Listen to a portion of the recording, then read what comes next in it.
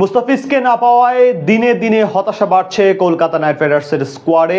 সেই সাথে আক্ষেপ বাড়ছে দলটির ভক্ত সমর্থকদের। বোলারদের একের পর এক ব্যর্থতায় কাটার মাস্টারের অভাবটা হাড়ে হাড়ে টের পাচ্ছে শাহরুখ খানের দল।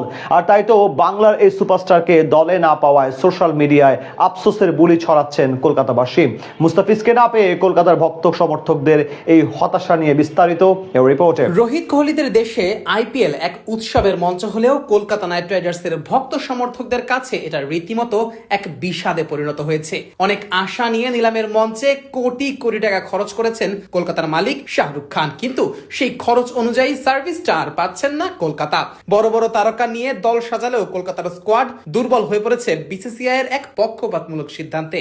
আর এই দুর্বলতাতেই এখন বড় সমস্যার মুখে পড়েছে কলকাতা। সেই সাথে ভক্ত সমর্থকদের মনে জমা পড়েছে এক রাশ হতাশা। প্রথম ম্যাচে মুম্বাই ইন্ডিয়ান্সের বিপক্ষে 221 রানের লক্ষ্য দাঁড় করিয়েও কলকাতার বোলাররা রান খরচ করেছে বেশ বাজে ভাবে। সেই সাথে ম্যাচটাও হেরেছে লজ্জাজনক উপায়ে। বোলিং ডিপার্টমেন্টে কেউই প্রত্যাশাটা পূরণ করতে পারছে না। প্রতিপক্ষের ব্যাটারদের আটকাতে ব্যর্থ হচ্ছে কলকাতার বোলাররা, যার প্রভাবটা গিয়ে পড়ছে ম্যাচে। আর এমন পরিস্থিতিতে মোস্তাফিজুর রহমানকেই স্মরণ করছে কলকাতার ভক্ত সমর্থকেরা। তাদের দাবি, মোস্তাফিজ যদি কলকাতার এই স্কোয়াডে থাকতে পারতেন তাহলে পরিস্থিতি অন্যরকমও হতে পারত।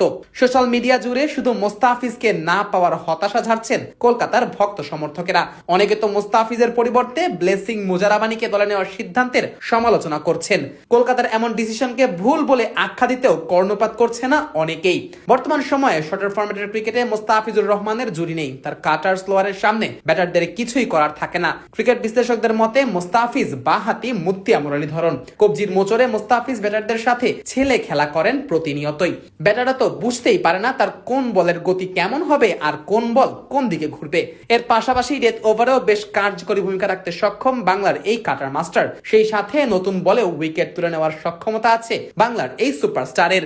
অথচ এই বোলারকে বাদ দিয়ে কলকাতা দলে ফিরিয়েছে জিম্বাবুয়ের পেসার ব্লেসিং মুজারাবানিকে। লম্বাকরণের এই ফাস্ট বোলারের কাছে গতি আছে ঠিকই, কিন্তু কখন কাকে কিভাবে বল করতে হবে সেই অভিজ্ঞতায় মোস্তাফিজের থেকে ঢের পিছিয়ে আছেন এই পেসার।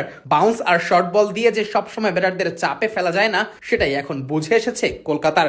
আর এ কারণেই তো কলকাতা টিম ম্যানেজমেন্টের সিদ্ধান্তে অনেকটাই হতাশ দলটির সমর্থকেরা। তার উপর আবার যুক্ত হয়েছে মাথিসা পাথিরানার স্কোয়াডে যোগ না দেওয়া। লঙ্কান এই পেসার ইনজুরির কারণে দলে যুক্ত হতে পারেননি এখনো।